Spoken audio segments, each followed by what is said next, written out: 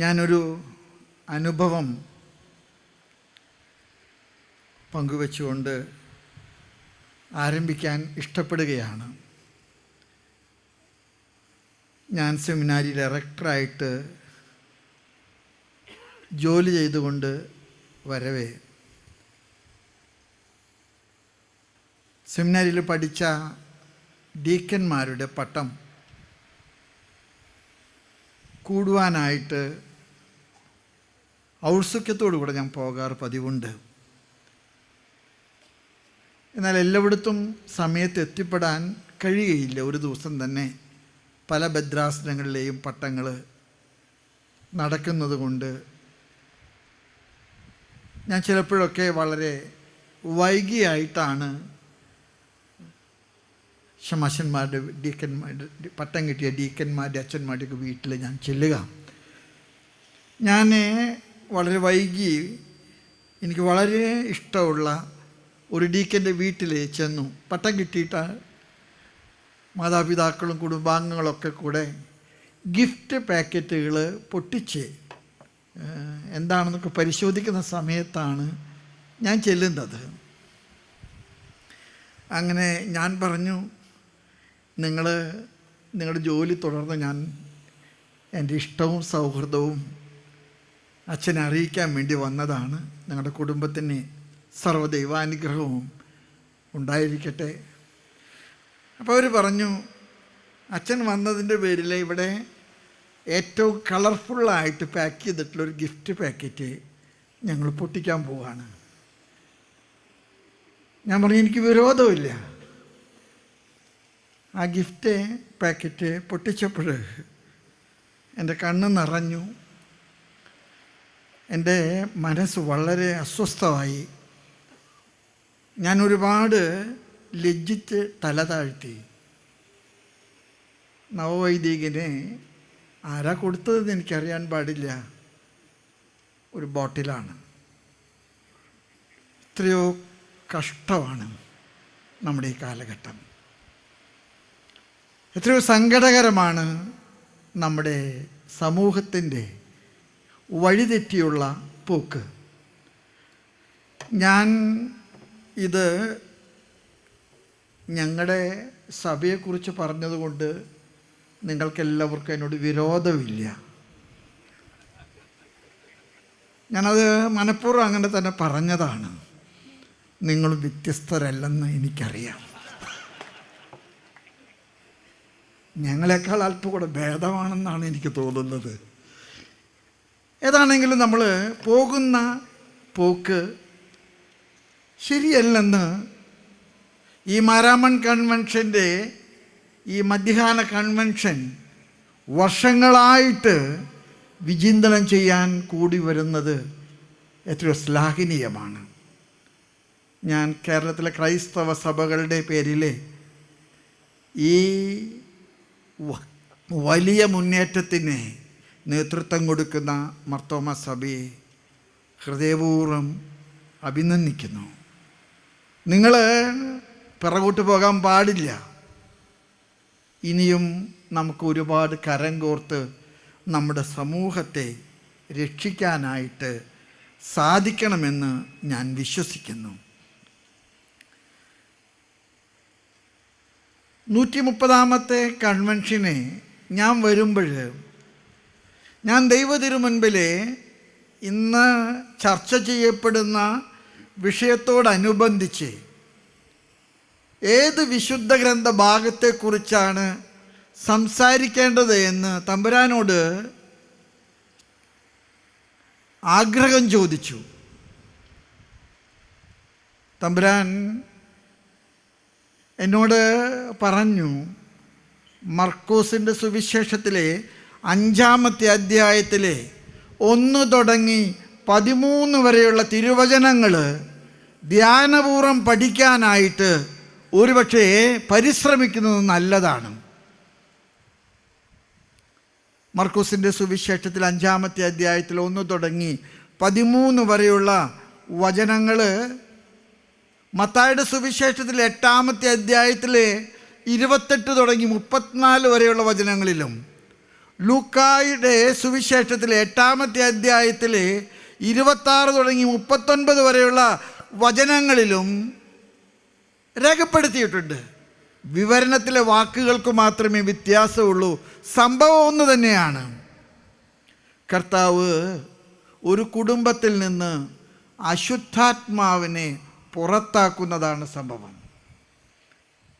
എക്സ്പെല്ലിങ് evil spirit from a family.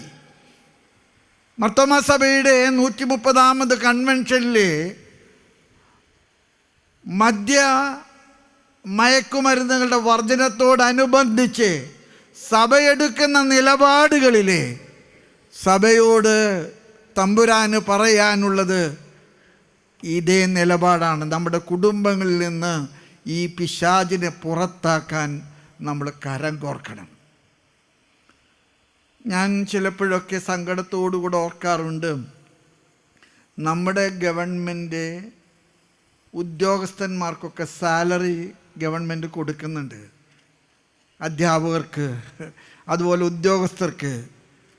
ഈ salary കൊടുക്കുന്ന കാര്യത്തിൽ ഗവൺമെൻറ്റിന് വളരെ നിർബന്ധമുണ്ട്. കാരണം ഇതെല്ലാം തന്നെ ഗവൺമെൻറ് ട്രേഡ് യൂണിയനുകളുടെ ഭാഗമായിട്ടുള്ളതാണ്. പക്ഷേ ഇവർക്കെല്ലാം ശമ്പളം കൊടുക്കുന്ന പണം മദ്യം വിറ്റ കാശുകൊണ്ടാണെന്ന് നമ്മൾ തിരിച്ചറിയുമ്പോൾ എത്ര ഭയാനകമാണ് നമ്മുടെ സമൂഹത്തിൻ്റെ ഗതി. മദ്യം വിറ്റ കാശ് ലാഭമാക്കി തീർത്തിട്ട് അതുകൊണ്ട് ശമ്പളം കൊടുക്കാൻ ഇവിടുത്തെ ഗവൺമെൻറ് പരിശ്രമിക്കുന്നത് ഈ നാട്ടിൽ സർവ്വ മനുഷ്യരോടും ചെയ്യുന്ന ഒരു വലിയ അനാദരവാണ്.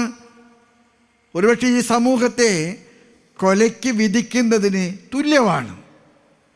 പക്ഷെ നമുക്കാർക്കും ഇത് നേരെ നോക്കി പറയാനായിട്ട് ഇന്ന് പ്രവാചക ദൗത്യത്തിൻ്റെ ധീരതയില്ലാതെ പോകുന്നു. ഈ ധീരതയാണ് മാർത്തോമാ സഭ ഈ മാരാമൺ കൺവെൻഷൻ്റെ പന്തലിൻ്റെ ഈ മധ്യകാല കോൺഫറൻസിലെ പ്രഖ്യാപിക്കുന്നത്. ധൈര്യമായിട്ട് സമൂഹത്തോട് പറയുകയാണ്, ഇത് തെറ്റാണ്. ഈ വഴിയിൽ മുന്നോട്ട് പോകുന്നത് ഈ നാടിൻ്റെ നാശത്തിന് കാരണമാകുമെന്ന് പ്രവാചകതുല്യം പറയാനായിട്ട് നിങ്ങളെടുക്കുന്ന ഈ ധീരത നിറഞ്ഞ പ്രവാചക ദൗത്യത്തെ കേരള സമൂഹം എന്നും നന്ദിയോടുകൂടെ ഓർമ്മിക്കുമെന്ന് എനിക്ക് ഉറപ്പുണ്ട്. മർക്കോസിൻ്റെ സുവിശേഷത്തിൽ 5-ാമത്തെ അധ്യായത്തിലെ 1 തുടങ്ങി 13 വരെയുള്ള വചനങ്ങളിൽ നമ്മൾ കാണുന്ന ഒരു വലിയൊരു പ്രത്യേകതയുണ്ട്. ആ കുടുംബത്തിലെ ഒരു അശുദ്ധാത്മാവ് പ്രവേശിച്ചു. ആ അശുദ്ധാത്മാവിനെ ആർക്കും പുറത്താക്കാൻ കഴിയുന്നില്ല. ആ അശുദ്ധാത്മാവ് ആ കുടുംബത്തിലെ ഭാവിയെ ബാധിക്കുകയാണ്. അവിടെയാണ് യേശു തമ്പുരാൻ ഇടപെടുന്നത്. യേശു തമ്പുരാൻ ധീരതയോടുകൂടെ അവിടെയാണ് ഇടപെടുന്നത്. തമ്പുരാൻ പറയുന്നുണ്ട്, പുറത്തു പോകുക. എത്ര മനോഹരമായിട്ടുള്ള ഒരു പ്രവാചക കൽപ്പനയാണത്. പുറത്തു പോകുക, പിശാചെ പുറത്തു പോകുക. ഞാനൊട്ടും കുറയ്ക്കാൻ ആഗ്രഹിക്കുന്നില്ല. മദ്യം പിശാചാണെന്നുള്ളത് തിരിച്ചറിവ് ഈ സമൂഹത്തിലെ പ്രവാചകതുല്യം പ്രഖ്യാപിക്കാനായിട്ട് ക്രൈസ്തവ സഭകൾ അല്ല, ദൈവത്തിൽ വിശ്വസിക്കുന്ന സന്മനസ്സുള്ള സർവ്വ മനുഷ്യരും അല്ല, ഇക്കാര്യത്തിൽ ദൈവവിശ്വാസികൾ അല്ലാത്തവരുടെ പോലും സഹകരണം കിട്ടുന്നുണ്ടെങ്കിൽ അതുപോലും നമ്മൾ കളയാൻ പാടില്ല. പുറത്തു പോകൂ എന്ന് പറയാൻ നമുക്ക് ചങ്കൂറ്റം ഉണ്ടാകട്ടെ. ഞാൻ ചിലപ്പോഴൊക്കെ നമ്മുടെ സമൂഹത്തിൽ കാണുന്ന വലിയ ഒരു പ്രവണതയുണ്ട്. നമ്മുടെ ആചാരമര്യാദകൾ ആഘോഷമാക്കി മാറ്റാനുള്ള ഒരു പ്രവണത. ഞാൻ ചിലപ്പോഴൊക്കെ വിചാരിക്കാറുണ്ട്, എനിക്ക് ആരോടും ഒരു വിരോധമൊന്നും ഉള്ളത് കൊണ്ട് പറയുകയല്ല. ഇന്ന് മാമുദീസ തുടങ്ങി മരണം വരെ, മരണത്തിന് ശേഷം നടക്കുന്ന ശ്രാദ്ധം വരെ എല്ലാം ഇവൻ്റ് മാനേജ്മെൻറ്റിൻ്റെ കലാപരിപാടികളാണ്. ഇവൻ്റ് മാനേജ്മെൻറ്റാണ് എല്ലാം ശരിപ്പെടുത്തുന്നത്. ഞാൻ സാധാരണ മരിച്ച വീടുകളിൽ ചെല്ലുമ്പോൾ ആർക്കും റീത്ത് വയ്ക്കാറില്ല. പൂക്കൾ ആ ചെടിയിൽ തന്നെ നിൽക്കുന്നത് എത്ര മനോഹരമാണെന്ന് വിശ്വസിക്കുന്ന ഒരാളാണ് ഞാൻ. അത് പൊട്ടിച്ച് അതുകൊണ്ട് റീത്തുണ്ടാക്കി അത് ഉണങ്ങിക്കരിഞ്ഞ് ഒരു ശവമഞ്ചത്തെ വെക്കുന്നത് എനിക്ക് താല്പര്യമില്ല. പക്ഷെ ഞാൻ ചിലപ്പോഴൊക്കെ കണ്ടിട്ടുണ്ട്, മരിച്ച വീട്ടിലെ കാര്യങ്ങളൊക്കെ മേൽനോട്ടം വഹിച്ച് നിർവഹിക്കുന്നത് ഇവൻ്റ് മാനേജ്മെൻറ്റുകളാണ്. നമ്മൾ ചെല്ലുന്നതിന് മുൻപ് തന്നെ ബൊക്കെ പിടിച്ച് അവരെ നമ്മളുടെ അടുക്കിലേക്ക് വരികയാണ്. ഞാൻ പറയാറുണ്ട്, വേണ്ട എനിക്ക്, അല്ല തിരുമേനി അത് വെക്കണം, ഫോട്ടോ എടുക്കാൻ അവിടെ ആൾ നിൽക്കുന്നുണ്ട്. ഞാനിത് പറയുന്നത് സമൂഹത്തിൻ്റെ നിർമ്മിതിയിൽ കൂട്ടുപങ്കാളികളാകാൻ വിളിക്കപ്പെട്ട നമ്മുടെ സഭകൾ സമൂഹത്തിൻ്റെ അവനിർമ്മിതിക്ക് കാരണക്കാരാകുന്ന വിധത്തിൽ കരം കോർക്കുന്നത് അനുതാപത്തോടെ ദൈവതിരുമുൻപിലെ ഓർത്ത് തിരുത്തണമെന്ന്. ഇന്ന് മാരാമൺ കൺവെൻഷനിൽ മദ്യത്തിനും ലഹരിക്കുമെതിരെ മാർത്തോമാ സഭ എടുക്കുന്ന നിലപാടുകൾ അത് ഈ ഒരു സഭയുടെ മാത്രം നിലപാടല്ല, അതെല്ലാ ക്രൈസ്തവ സഭകളുടെയും നിലപാടാണെന്ന തിരിച്ചറിവ് നമുക്കുണ്ടാകണം. തൃശ്ശൂർ അതിരൂപതയിലെ ഒരു ഡി അഡിക്ഷൻ സെൻറ്ററിൽ എല്ലാ മാസവും 20 ദിവസത്തെ ഒരു ട്രെയിനിങ് പ്രോഗ്രാമുണ്ട്. ഡി അഡിക്ഷൻ സെൻറ്ററിൻ്റെ ഭാഗമായിട്ടുള്ള ഒരു ട്രെയിനിങ് പ്രോഗ്രാം. ഞാൻ അവിടെ ഒരു ദിവസം പോകാറുണ്ട്, അവരോടൊത്ത് ചിലവഴിക്കാറുണ്ട്. ഈ മദ്യം കഴിക്കുന്ന ആളുകളെല്ലാം തന്നെ നമ്മൾ ചെല്ലുമ്പോൾ വളരെ സ്നേഹമായിട്ട് നമ്മുടെ ചുറ്റൊക്കെ കൂടും. ഞാൻ അവരോട് ചോദിക്കാറുണ്ട്, നിങ്ങൾക്ക് ഞാൻ വിശുദ്ധ ഗ്രന്ഥത്തിൽ നിന്നൊരു ഭാഗം വായിക്കാൻ ആഗ്രഹിക്കുന്നുണ്ട്, ഏത് ഭാഗം വായിക്കാനാണ് നിങ്ങൾക്കിഷ്ടം? ഇന്ന് വരെ മദ്യപാനികൾ ഒരു അഭിപ്രായ വ്യത്യാസവും ഇല്ലാതെ എന്നോട് പറഞ്ഞിട്ടുണ്ട്, കാനായിലെ കല്യാണ വിരുന്ന് വായിച്ചാൽ മതിയെന്ന്. അവന് വിവരമുണ്ട്, വേറെ പല കാര്യത്തിലും വിവരമില്ലെങ്കിലും ബൈബിളിലെ ഈ പാസേജിനെ കുറിച്ച് അവന് വിവരമുണ്ട്.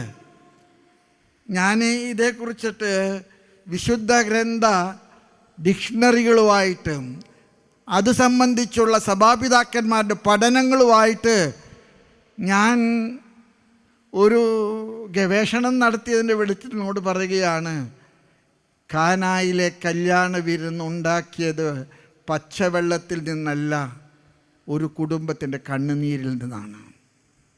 ഒരു കുടുംബത്തിൻ്റെ കണ്ണുനീരാണ് വീഞ്ഞാക്കി മാറ്റിയത്. ഒരു കുടുംബം നേരിട്ട അപമാനം, ഒരു കുടുംബം നേരിട്ട വലിയൊരാവലാതി, അവിടെയാണ് യേശു തമ്പുരാൻ ആദ്യത്തെ അത്ഭുതം പ്രവർത്തിക്കുന്നത്.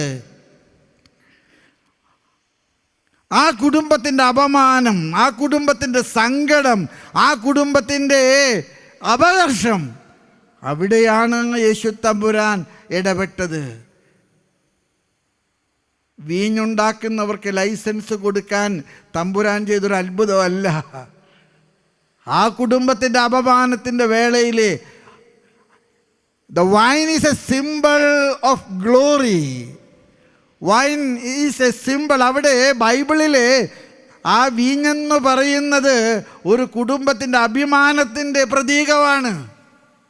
അതുകൊണ്ട് തന്നെ പലരും ഇന്ന് മദ്യപാനത്തിന് അനുകൂലമായിട്ട് സംസാരിക്കുമ്പോൾ കാനായിലെ കല്യാണ വിരുന്നിൻ്റെ കഥ വീണ്ടും വീണ്ടും പറയണം തിരുമേനി എന്ന് എന്നെ നിർബന്ധിക്കുമ്പോൾ എനിക്ക് അവരോട് പറയാൻ ആഗ്രഹമുണ്ട്. ആ ഒരു അത്ഭുതം ഒരു കുടുംബത്തിൻ്റെ പുതുക്കലിൻ്റെ അടയാളമാണ്. ഒരു കുടുംബം നേരിട്ട അപമാനത്തിൽ കർത്താവ് ഇടപെടുന്നതാണ്.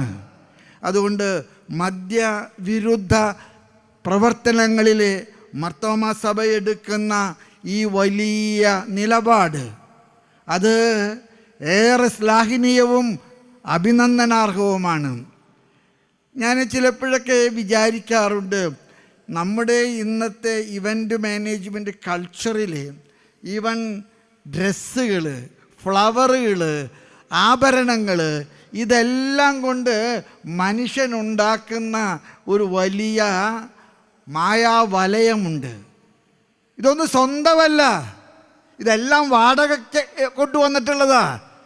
ഇതെല്ലാം അത് കഴിയുമ്പോൾ കൊണ്ടുപോകേണ്ടതാണ്. ചിലപ്പോൾ പെൺകുട്ടികൾ കല്യാണത്തിൻ്റെ വേദിയിലേക്ക് വരുമ്പോൾ നമുക്ക് തന്നെ സങ്കടം തോന്നും. 2-3 ആളുകളാണ് ഈ കുഞ്ഞ് തടഞ്ഞു വീഴാതിരിക്കാൻ കൈപിടിച്ചും കാല് പിടിച്ചും കൊണ്ടുവരുന്നത്. അതുപോലെ ഈ കുഞ്ഞിനെ ഡ്രസ്സ് കൊണ്ട് മൂടിക്കൊണ്ടൊക്കെയാണ് കൊണ്ടുവരും. എത്രയോ മാന്യമായിട്ട് നമുക്കിതൊക്കെ ചെയ്യാൻ സാധിക്കും. അതുകൊണ്ട് തന്നെ ആഘോഷങ്ങളിലുള്ള ലാളിത്യം, ആഘോഷങ്ങളിലുള്ള സ്വാഭാവികത, ആഘോഷങ്ങളിലുള്ള നിഷ്കളങ്കത, അത് ക്രൈസ്തവ സഭയുടെ ഒരു വലിയ മുഖമുദ്രയായിട്ട് മാറണം. ഞാൻ തൃശ്ശൂരിൽ നിന്ന് വരുന്നത് കൊണ്ട് പറയുകയാണ്, ഈ പ്രസംഗം തൃശ്ശൂരിലേക്കൊന്നും അയച്ചേക്കരുത്. കാരണം സ്വർണം വിൽക്കുന്നതിൻ്റെ മൊത്ത കുത്തക ഞങ്ങൾക്കാണ്. സ്വർണം വാങ്ങിക്കണമെങ്കിൽ തൃശ്ശൂരാണ് വരേണ്ടത്. ഒരു പെണ്ണിന് എന്തുമാത്രം സ്വർണം വേണമെന്ന് നമ്മളൊന്ന് തീരുമാനിക്കണം. സ്വർണം ഒരു സ്ഥാവര ജംഗമ സ്വത്തായിട്ട് സൂക്ഷിക്കാനാണെങ്കിൽ ഞാൻ എൻ്റെ അഭിപ്രായത്തിൽ നിങ്ങൾക്ക് അഭിപ്രായ വ്യത്യാസം ഉണ്ടാകാം. പക്ഷേ പലപ്പോഴും സ്വർണം തന്നെ, അതുപോലെ ജൗളിത്തരങ്ങൾ തന്നെ, ഇതെല്ലാം തന്നെ അനാവശ്യമായിട്ടുള്ള ആർഭാടങ്ങളിലേക്ക് നമ്മൾ നയിക്കുന്നുണ്ട്. അതുപോലെ തന്നെ നമ്മൾ വിളമ്പുന്ന ഭക്ഷണ സാധനങ്ങളിലെ അമിതമായ ആഘോഷങ്ങൾ. ഭക്ഷണം സാമാന്യമായിട്ട് എല്ലാവർക്കും കൊടുക്കണം, പക്ഷേ ഒരുപാട് ഭക്ഷണങ്ങൾ. ഞാൻ ഒരിക്കൽ ഒരു കല്യാണ വീട്ടിൽ ചെന്ന് കഴിഞ്ഞപ്പോൾ എനിക്കുണ്ടായ ഒരു അനുഭവം പറയാം. വിരുന്നെല്ലാം കഴിഞ്ഞിട്ട് ഒരുപാട് ഭക്ഷണം ബാക്കി വന്നിട്ടുണ്ട്. അപ്പോൾ അവരെന്നോട് പറഞ്ഞു, തിരുമേനി ഈ ഭക്ഷണമൊക്കെ ബാക്കിയുണ്ട്, നമുക്ക് എന്താ ചെയ്യേണ്ടതെന്ന് അറിയാൻ പാടില്ല. ഞാൻ പറഞ്ഞു, അവിടെ നമ്മുടെ കുറ്റിക്കലച്ഛൻ തൃശ്ശൂരിലെ ഒരു ആകാശപ്പറവുകളുടെ ഒരു വലിയ പ്രസ്ഥാനം നടത്തുന്നുണ്ട്. അവർക്കൊന്നും നല്ല ഭക്ഷണം കിട്ടാൻ വലിയ സാധ്യതകളൊന്നുമില്ല. അതുകൊണ്ട് നമുക്ക് വേണമെങ്കിൽ അങ്ങോട്ട് കൊടുക്കാൻ പറ്റുമോ എന്ന് ഞാനൊന്ന് വിളിച്ച് ചോദിക്കട്ടെ. അവർ പറഞ്ഞു, സന്തോഷം തിരുമേനി, എല്ലാം പുതിയതാണ്, ഒന്നും കേടുവന്നിട്ടില്ല, എല്ലാം നമുക്ക് അവർക്ക് കൊടുക്കാം. ഞാൻ കുറ്റിക്കലച്ചനെ വിളിച്ച് ചോദിച്ചു, അച്ഛാ ഞങ്ങളതങ്ങ് കൊണ്ടുവന്നോട്ടെ, ഒന്നും കേടുവന്നിട്ടില്ല. അച്ഛൻ പറഞ്ഞു, നിങ്ങൾക്ക് വേണ്ടാത്തത് തിന്നാനായിട്ട് ഞാൻ ഇവിടെ പന്നികളെ വളർത്തുന്നില്ല. സത്യമല്ലേ? നമ്മൾ പലപ്പോഴും ഔദാര്യം കാണിക്കുന്നത് മനസ്സിൻ്റെ സൗകുമാര്യം കൊണ്ട്, സന്മനസ് കൊണ്ടല്ല. ദ മോർ ഫുഡ് വേസ്റ്റഡ്, അത് കൊണ്ടുപോയി കളയാൻ, കുപ്പയിൽ കൊണ്ടുപോയി കളയാൻ പറ്റാത്തത് കൊണ്ട് അത് പാവങ്ങൾക്ക് കൊടുക്കുകയാണ്. അതിലൊരു ക്രൈസ്തവ വിപ്ലവമില്ല. അതിലെന്ത് ക്രൈസ്തവ വിപ്ലവം ഉള്ളത്? ക്രൈസ്തവ വിപ്ലവം എന്ന് പറയുന്നത് നീ ഒന്നുടുക്കുമ്പോൾ രണ്ടാമത്തേത് ഉടുക്കാനില്ലാത്തവന് കൊടുക്കുന്നതാണ്. നീ സദ്യക്ക് ആളെ വിളിക്കുമ്പോൾ നിന്റെ കൂടെ പന്തിയിൽ ഇരിക്കുന്നവർക്കൊപ്പം ഇരിക്കാൻ അർഹതയില്ലാത്തവന് പന്തിയിലിരിക്കുന്നവൻ്റെ ഒപ്പം നിങ്ങൾ കൊടുക്കുന്നതാണ്. അതുകൊണ്ട് ഇന്ന് ഈ സദസ്സ് കൂടുമ്പോൾ നിങ്ങൾ മദ്യത്തെക്കുറിച്ച് സംസാരിക്കുമ്പോൾ ഞാൻ അതിനോട് 100% അടിവരയിട്ട് പറയുന്നു. അതോടൊപ്പം തന്നെ അനാവശ്യാർഭാടങ്ങൾ, അനാവശ്യമായിട്ടുള്ള ആഘോഷങ്ങൾ, ഇത് ക്രൈസ്തവ സഭയിലെ സഭകൾക്കതീതമായിട്ട് ഇന്ന് കൂടിക്കൂടി വരികയാണ്. പ്രത്യേകിച്ച് ഇവൻ്റ് മാനേജ്മെൻറ്റുകൾ ഏറ്റെടുക്കുമ്പോൾ അവർക്ക് എന്തെങ്കിലും പുതുതായിട്ട് കൂട്ടിച്ചേർത്താലേ ഈ കാര്യങ്ങൾക്കൊരു ആകർഷണത്വം ഉണ്ടാകുകയുള്ളൂ. ഞാൻ അവരുടെ കച്ചവട താല്പര്യത്തെ കളിയാക്കിയോ താഴ്ത്തിപ്പറയുകയോ അല്ല.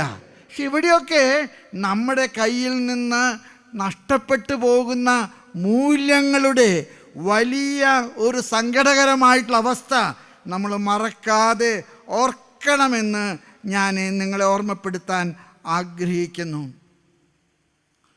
നമ്മുടെ കുടുംബ സദസ്സുകൾ, പ്രത്യേകിച്ച് ഞാൻ എല്ലാവരോടും പറയാൻ ആഗ്രഹിക്കുന്നുണ്ട്, നമ്മൾ ഒന്നിച്ചു കൂടുന്നത് പള്ളിയിൽ മാത്രമല്ല. നമ്മൾ ഒന്നിച്ചു കൂടുന്നത് പള്ളിയിൽ മാത്രമല്ല, പള്ളി പോലെ പ്രധാനപ്പെട്ടതാണ് നമ്മുടെ കുടുംബങ്ങൾ. കുടുംബങ്ങൾ ദേവാലയങ്ങളാണ്. നമ്മുടെ കുടുംബങ്ങളെ കർത്താവ് സ്നേഹിച്ചിട്ടുണ്ട്. കാനായിലെ കല്യാണ വിരുന്നിലെ കർത്താവ് വന്ന് ബെഥാനിയയിലെ കുടുംബത്തിലെ കർത്താവ് പോയി. നമ്മുടെ കുടുംബങ്ങളിലെ കർത്താവിൻ്റെ സാന്നിധ്യമുണ്ട്. അതുകൊണ്ട് തന്നെ നമ്മുടെ കുടുംബങ്ങളെ കൂട്ടായ്മയുടെയും പ്രാർത്ഥനയുടെയും ഒരു വേദിയാക്കി മാറ്റണം. നമ്മുടെ കുടുംബങ്ങളിലെ കർത്താവിന് ഇഷ്ടമില്ലാത്ത യാതൊന്നും സംഭവിക്കാൻ പാടില്ലെന്ന് നമുക്ക് ഉറപ്പുണ്ടാകണം. നമ്മുടെ ആഘോഷങ്ങൾ കർത്താവിൻ്റെ കൽപ്പനകൾക്ക് വിരുദ്ധമാകുന്ന എല്ലാ സാഹചര്യങ്ങളെയും തിരുത്താൻ നമ്മൾ പഠിക്കണം. നമ്മുടെ കുടുംബങ്ങളിലെ ആഘോഷങ്ങളുടെ വേളകളിലെ കർത്താവിന് അഹിതമായിട്ടുള്ള യാതൊന്നും സംഭവിക്കാൻ പാടില്ല. ജെറുസലം ദേവാലയത്തിലെ ചാട്ടച്ചുഴറ്റി കച്ചവടക്കാരെയും കള്ളന്മാരെയും അടിച്ചു പുറത്താക്കിയ കർത്താവ് നമ്മുടെ കുടുംബങ്ങളിലെ ഇന്ന് ചാട്ട ചുഴറ്റേണ്ട ഒരു സാഹചര്യമുണ്ടോ എന്ന് നമ്മൾ ആത്മാർത്ഥമായിട്ട് പരിശോധിക്കണം. നമ്മുടെ കുടുംബങ്ങളിൽ അങ്ങനെയുള്ള ഒരു സാഹചര്യം ഉണ്ടാകാൻ പാടില്ലെന്ന് നമ്മൾ മനസ്സിലാക്കണം. നമ്മുടെ കുടുംബങ്ങൾ പ്രാർത്ഥനയുടെ കുടുംബങ്ങൾ, ലാളിത്യത്തിൻ്റെ കുടുംബങ്ങൾ, ആർഭാടങ്ങളുടെ അനാവശ്യങ്ങളില്ലാത്ത കുടുംബങ്ങൾ, ഭക്ഷണത്തിൽ പോലും മിതത്വവും സഹോദരനോടുള്ള ഇഷ്ടവും പുലർത്തുന്ന ഒരു നിലപാട്. ചിലപ്പോഴൊക്കെ മറ്റുള്ളവൻ്റെ കണ്ണുനീര് നമ്മൾ കാണുമ്പോൾ നമ്മൾ എടുക്കുന്ന ഒരു എക്സ്ട്രാ മൈലുണ്ടല്ലോ, ആ എക്സ്ട്രാ മൈലിൽ ഒരു കാനായിൽ കല്യാണ വിരുന്നുണ്ട്. കാനായിലൊരു കല്യാണ വിരുന്നുണ്ട്.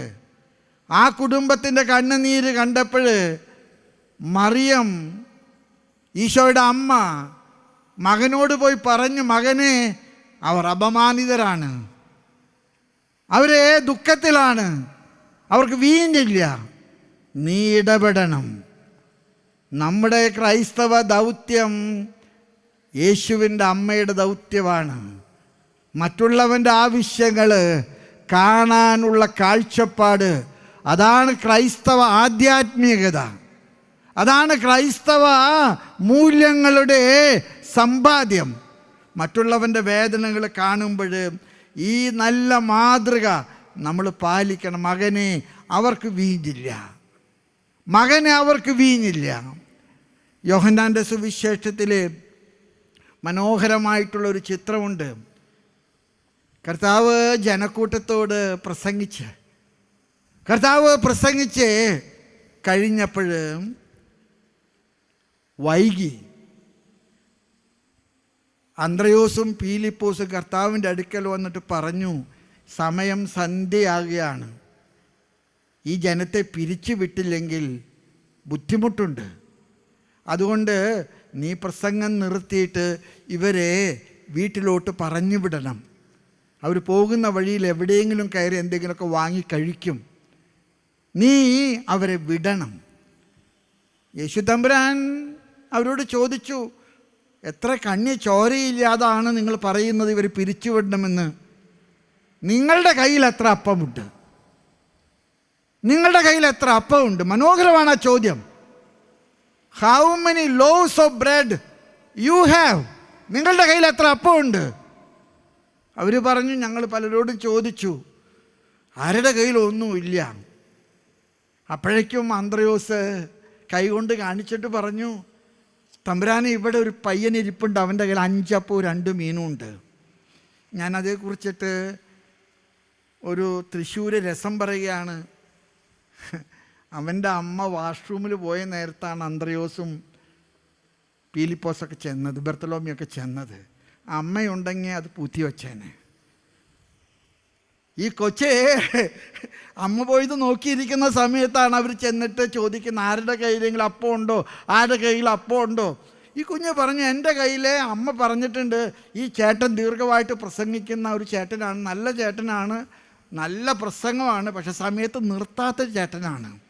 അപ്പം അതുകൊണ്ട് തന്നെ നീ വിശന്ന കരയരുത്, നമുക്ക് പോകാൻ പറ്റില്ല, ഇത് കഴിഞ്ഞിട്ടേ പോകാൻ പറ്റുള്ളൂ. അതുകൊണ്ട് ഈ 5 അപ്പവും 2 മീനും നീ കൈപ്പിടിച്ചോ, നിനക്ക് വിശന്ന തിന്നാൻ. ഈ 5 അപ്പവും 2 മീനും കർത്താവ് ഈ കുഞ്ഞിനോട് ചോദിച്ചെന്താ പറയുന്നത്, കുഞ്ഞെ നീ എനിക്ക് തരൂ. അവൻ പറഞ്ഞു, എനിക്ക് തന്നിട്ടുള്ളതാണ്, ഇപ്പം എന്നേക്കാൾ ആവശ്യം ചേട്ടനാണെങ്കിൽ ചേട്ടൻ അതെടുത്തോ. അന്ത്രയോസും പീലിപ്പോസും കൂടെ കർത്താവിനോട് പറഞ്ഞു, ഇവിടെ 5 അപ്പവും 2 മീനുള്ളൊരു കുഞ്ഞുണ്ട്. കർത്താവിൻ്റെ ആദ്യത്തെ അടയാളം, കർത്താവിൻ്റെ ഏറ്റവും ആധികാരികമായിട്ടുള്ള അടയാളം 5 അപ്പം 2 മീൻ. കർത്താവ് അതെടുത്തുയർത്തി, കർത്താവ് അതെടുത്ത് വാഴ്ത്തി, കർത്താവ് അതെടുത്ത് മുറിച്ചു. ഈ പ്രയോഗങ്ങളൊക്കെ തന്നെ ബ്രേക്കിംഗ് ഓഫ് ദ ബ്രെഡിലുള്ളതാണ്. അപ്പമെടുത്തുയർത്തുന്നു, അപ്പമെടുത്ത് വാഴ്ത്തുന്നു, അപ്പമെടുത്ത് മുറിക്കുന്നു. എന്നിട്ട് പറഞ്ഞു, ജനങ്ങളെ പന്തികളിലിരുത്തുവിൻ. ഒരു 12 പന്തികളിലായിട്ട് അവരെല്ലാം ഇരുത്തി. 5000 പുരുഷന്മാരുണ്ടായിരുന്നെന്നാണ് പറയുന്നത്. ഇരട്ടി പെണ്ണുങ്ങളുണ്ടാകണം. ഒരു 3 കുട്ടി വെച്ച് കൂട്ടിയാൽ 15,000. എൻ്റെ വീട്ടിലെ സ്ഥിതിയാണെങ്കിൽ പുളിഞ്ഞ പാളീസാവും, ഞങ്ങൾ 10 ഉണ്ട്. എല്ലാവർക്കും അപ്പം കൊടുത്തു, എല്ലാവരുടെ കൈകളിൽ അപ്പം കൊടുത്തു. എല്ലാവരും തിന്ന് തൃപ്തരായി. ബാക്കി വന്നത് 12 കുട്ടകൾ നിറച്ചു. എന്നെ കേൾക്കുന്ന മാരാമൺ കൺവെൻഷനിലെ പ്രിയപ്പെട്ട സഹോദരങ്ങളോടൊക്കെ എനിക്ക് പറയാൻ ആഗ്രഹമുണ്ട്, നിൻ്റെ വീട്ടിൽ ബാക്കി വച്ചിരിക്കുന്ന 5 അപ്പവും 2 മീനും കർത്താവിൻ്റെ കൈകളിലേക്ക് നീ കൈമാറുന്ന വിപ്ലവമാണ് സുവിശേഷം. അത് കർത്താവിൻ്റെ കൈകളിലേക്ക് മാറുന്ന വിപ്ലവമാണ് സുവിശേഷത്തിൻ്റെ വിപ്ലവം. ഇവിടെ ഒന്നിച്ചു കൂടിയിരിക്കുന്ന ആളോടൊക്കെ എനിക്ക് പറയാൻ ആഗ്രഹമുണ്ട്, നിങ്ങളുടെ ആവശ്യത്തിൽ കൂടുതൽ നിങ്ങളുടെ കയ്യിലുണ്ടെങ്കിൽ അത് നിൻ്റെ സഹോദരന് വേണ്ടി കൊടുക്കാനുള്ളതാ. ഞാൻ ചിലപ്പോഴൊക്കെ കണ്ടിട്ടുണ്ട്, മരിച്ചു കഴിയുമ്പോൾ മക്കൾ പറയാറുണ്ട്,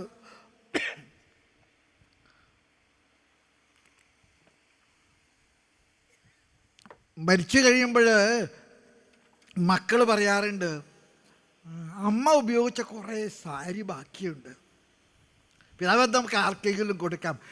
മരിച്ചു കഴിഞ്ഞ ശേഷം കൊടുക്കുന്നത് അവശിഷ്ടമാണ്, മരിക്കുന്നതിന് മുമ്പ് കൊടുക്കണം. അതാണ് വിപ്ലവം, അതാണ് കർത്താവ് ആഗ്രഹിക്കുന്ന വിപ്ലവം. അതുകൊണ്ട് ഇന്ന് നമ്മൾ അഡിക്ഷനെ കുറിച്ചൊക്കെ ചിന്തിക്കാനായിട്ട് ഇവിടെ ഒന്നിച്ച് കൂടുമ്പോൾ എനിക്ക് നിങ്ങളോട് പറയാൻ ആഗ്രഹമുണ്ട്. നിങ്ങൾ കഴിക്കില്ലായിരിക്കാം, കുഴപ്പമില്ല, നിങ്ങൾ ഞാൻ അഭിനന്ദിക്കുന്നു.